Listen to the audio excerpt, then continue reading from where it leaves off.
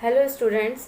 दर्शन और संस्कृति के अंतर्गत हमने पिछली क्लास में उपनिषद दर्शन के बारे में चर्चा की और हमने ये जाना कि उपनिषद दर्शन के जो प्रमुख प्रतिपाद्य विषय हैं वो क्या हैं और किस तरह से उपनिषद दर्शन द्वारा भारतीय संस्कृति को प्रभावित किया गया। और आज की क्लास में हम भगवत गीता के बारे में चर्चा करेंगे और हम ये जानेंगे कि भगवत गीता का दर्शन या उसकी शिक्षाएं क्या हैं और भारतीय संस्कृति को भगवत गीता द्वारा किस तरह से प्रभावित किया गया। लोकप्रियता के दृष्टिकोण से अगर हम बात करें तो भगवत गीता या गीता का भारतीय विचारधारा के इतिहास में सर्वाधिक महत्वपूर्ण स्थान कहा जा सकता है और वर्तमान में भी हिंदुओं का यह सबसे पवित्र और सम्मानित ग्रंथ है। इसमें जो कुल श्लोक हैं वो 700 श्लोक हैं और मूलतः महाभारत के भीष्म पर्व के 23 से 40 तक के जो 18 अध्याय हैं वो ही गीता हैं। और यही वजह है कि महाभारत के जो रचयिता थे कृष्ण द्वैपायन व्यास, उन्हें ही गीता के रचयिता भी माना जाता है। इसमें महाभारत युद्ध के अवसर पर कर्तव्य विमुख और भयभीत हुए अर्जुन को भगवान कृष्ण द्वारा दिए गए उपदेशों का संग्रह है। चूँकि उस समय युद्ध चल रहा था और युद्ध में विपक्ष के तौर पर अर्जुन द्वारा अपने संबंधियों को पाया गया तो वो उन पर आक्रमण करने से भयभीत हो रहा था और अपने कर्तव्य से विमुख हो रहा था। तो अपने कर्तव्य मार्ग पर पुनः लाने के हेतु कृष्ण द्वारा उन्हें जो उपदेश दिए गए उन उपदेशों का संग्रह ही गीता कहा जा सकता है। और इसकी शिक्षा में एक उदार समन्वय की भावना हमें देखने को मिलती है जो हिंदू विचारधारा की सर्वप्रमुख विशेषता रही है। इसमें प्रत्येक धर्म को मानने वाले के लिए एक रोचक और महत्वपूर्ण सामग्री मिलती है। और डॉक्टर राधाकृष्णन के शब्दों में ये केवल किसी संप्रदाय विशेष की पुस्तक नहीं कही जा सकती, अपितु संपूर्ण मानव समाज की सांस्कृतिक निधि है जो हिंदू धर्म को उसकी पूर्णता में उपस्थित करती है।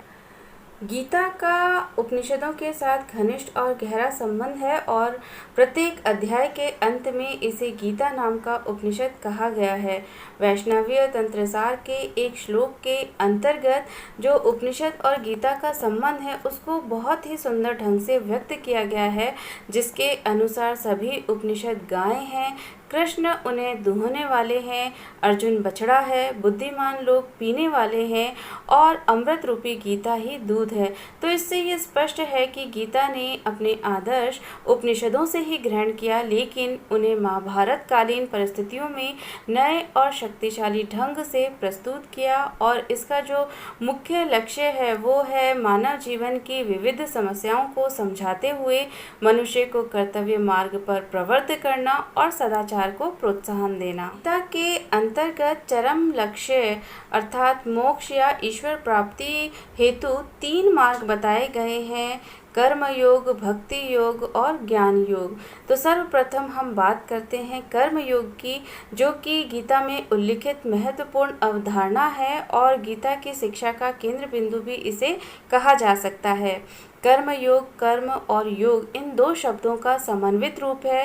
कर्म का अर्थ है सामाजिक कर्तव्य और योग का अर्थ है जुड़ना, अर्थात निरपेक्ष भाव से अपने समस्त सामाजिक दायित्वों का निर्वाह करना ही कर्म योग कहलाता है।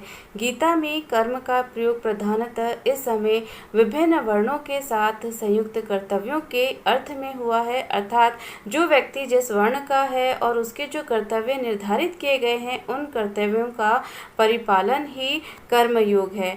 ये अवधारणा मुख्यतः मोहग्रसित और किंकर्तव्य विमूढ़ अर्जुन को अपने दायित्व के प्रति जागरूक कर निष्काम कर्म के रूप में अभिव्यक्त हुआ है। कर्म योग का जो महत्वपूर्ण आधार है वो ये है कि हमें कर्म का नहीं बल्कि कर्म फल का त्याग करना चाहिए और इसके माध्यम से प्रवृत्ति और निवृत्ति का सुंदर समन्वय देखने को मिलता है। इसमें दोनों आदर्शों में से किसी को भी नहीं छोड़ा गया है और इनमें समन्वय स्थापित कर इन्हें परिष्कृत कर दिया गया है। प्रवृत्ति से कर्म और निवृत्ति से त्याग को ग्रहण कर उन्हें संयुक्त कर दिया गया है और इस तरह गीता निष्काम कर्म योग के सिद्धांत को हमारे समक्ष अत्यंत उत्कृष्ट और प्रभावपूर्ण ढंग से प्रस्तुत करती है। गीता का जो मत है वो ये है कि हमें अपने नियत कर्म को कभी भी नहीं छोड़ना चाहिए, चाहे वो दोषपूर्ण ही क्यों ना हो, क्योंकि सभी कर्म किसी न किसी दोष से अवश्य युक्त होते हैं और अपने अपने स्वाभाविक कर्म को करता हुआ व्यक्ति ही सिद्धि को प्राप्त करता है। गुण रहित अपना कर्म अच्छी प्रकार से किए गए दूसरे के कर्म की अपेक्षा हमेशा श्रेयस्कर है। गीता संन्यास की अवस्था में भी कर्म त्याग करने का उपदेश नहीं करती है, क्योंकि संन्यास का अर्थ राग, इच्छा, आसक्ति तथा सभी कर्मों के फल का त्याग बताया गया है और आत्मज्ञान प्राप्त किया हुआ योगी भी लोक कल्याण के निमित्त कार्य करता है।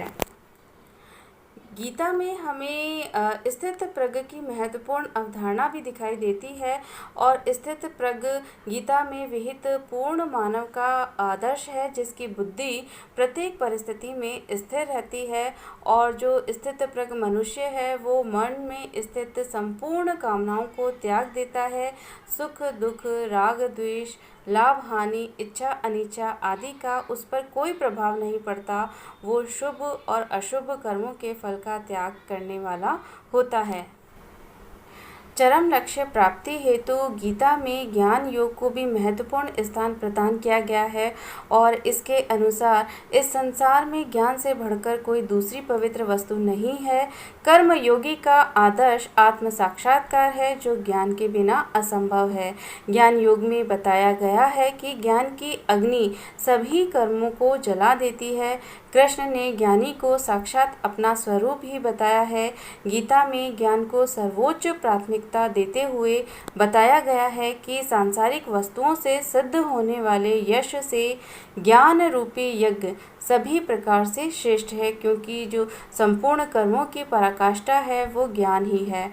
बड़े से बड़ा पापी भी ज्ञान रूपी नौका के द्वारा भव सागर को पार कर जाता है। ज्ञान का कर्म के साथ समन्वय स्थापित किया गया है। ज्ञान के बिना इच्छा और आसक्ति का त्याग संभव नहीं बताया गया है। केवल सच्चा ज्ञानी ही निष्काम कर्म योगी हो सकता है। इसलिए गीता का स्पष्ट मत है कि ज्ञान और कर्म योग दोनों एक ही हैं, केवल मूर्ख लोग ही इन्हें अलग अलग समझते हैं और एक में भी सम्यक रूप में स्थित हुआ दोनों के फलों को प्राप्त कर लेता है। ईश्वर प्राप्ति हेतु गीता का तीसरा मार्ग भक्ति योग है और यह भी कर्म और ज्ञान के साथ समन्वित है। भक्ति को यहाँ भगवान की निष्काम सेवा के रूप में बताया गया है और इस तरह से ये कर्म का ही एक रूप कहा जा सकता है। चूँकि ज्ञानी ही निष्काम कर्म योगी है, अतः ज्ञान के अभाव में भक्ति भी संभव हो सकती है। गीता का कथन है कि हमें कर्मों को करते हुए उनका जो फल है वो ईश्वर में अर्पित कर देना चाहिए, क्योंकि कर्मों का अनुष्ठान एक प्रकार से भगवान की पूजा ही है, जिससे मनुष्य सिद्धि को प्राप्त करता है। और यहाँ कर्म और भक्ति का समन्वय हमें देखने को मिलता है। कर्म योगी को भगवान की तरफ से यह आश्वासन प्राप्त रहता है कि उसका विनाश नहीं होता है। गीता का स्पष्ट मत है कि ज्ञान की प्राप्ति प्रणिपति अर्थात पूर्ण समर्पण तथा सेवा से ही संभव है। जिसमें श्रद्धा है वही ज्ञान को प्राप्त कर सकता है। इस प्रकार गीता में कर्म, भक्ति और ज्ञान का अद्भुत समन्वय हमें दिखाई पड़ता है, जो अन्यत्र सर्वथा दुष्प्राप्य है, अर्थात नहीं देखा जा सकता है और इसका स्वरूप पूरी तरह से आशावादी कहा जा सकता है, जिसमें निराशावाद के लिए कोई भी स्थान नहीं है। गीता के आध्यात्मिक विचारों की अगर हम बात करें तो गीता का आध्यात्मिक विचार इस तथ्य में निहित है कि असत वस्तु का अस्तित्व नहीं है और सत वस्तु का अभाव नहीं है। तदनुसार अविनाशी वह है जिससे संपूर्ण जगत व्याप्त है और यह तत्व आत्मा है जिसका विनाश कोई भी नहीं कर सकता।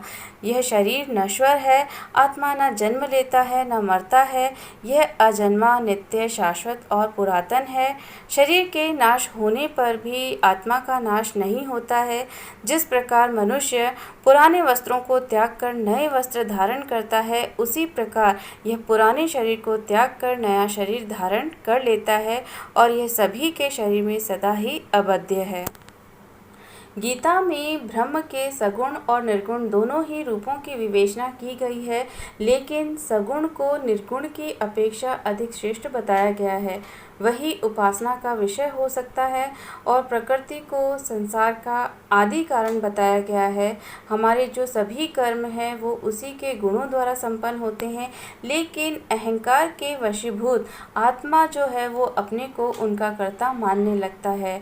ईश्वर द्वारा ही प्रकृति रूपी योनि में बीज स्थापित किया जाता है, जिससे समस्त सृष्टि की उत्पत्ति होती है और प्रकृति के 3 गुण सत्य, रज और तम जीवात्मा को शरीर में बांधते हैं। संसार की सभी वस्तुओं का ईश्वर ही एकमात्र अवलंबन है और वह सभी भूतों के हृदय में निवास करता है और उसके द्वारा ही उसकी माया से सभी को नचाया जाता है और मोक्ष उसी की कृपा से संभव है। यदि गीता के आध्यात्मिक विचारों की तुलना उसके व्यवहारिक सिद्धांतों से की जाए तो हम ये कह सकते हैं कि आध्यात्मिक विचारों की अपेक्षा उसके व्यवहारिक सिद्धांतों का महत्व अधिक है और इसी ने इस ग्रंथ को मानव जीवन के अत्यंत निकट ला दिया है और इन सिद्धांतों ने तिलक और गांधी जैसे मनुष्यों को भी प्रेरणा प्रदान की है और यही वजह है कि महात्मा गांधी द्वारा गीता को विश्व माता का दर्जा दिया गया है। तो निष्कर्षतः हम ये कह सकते हैं कि गीता का जो सच्चा उपासक है वो निराशा का नाम नहीं जानता, अर्थात कभी भी निराश नहीं हो सकता और सदैव अपने कर्तव्य पथ पर अग्रसर रहता है। और निसंदेह ये जो ग्रंथ है वो मानवता का ग्रंथ है और इसके सिद्धांत सार्वभौम मान्यता रखते हैं और गीता आज भी उतनी ही प्रासंगिक कही जा सकती है जितनी कि महाभारत काल में और जीवन की समस्त समस्याओं का हल हम इसमें ढूंढ सकते हैं।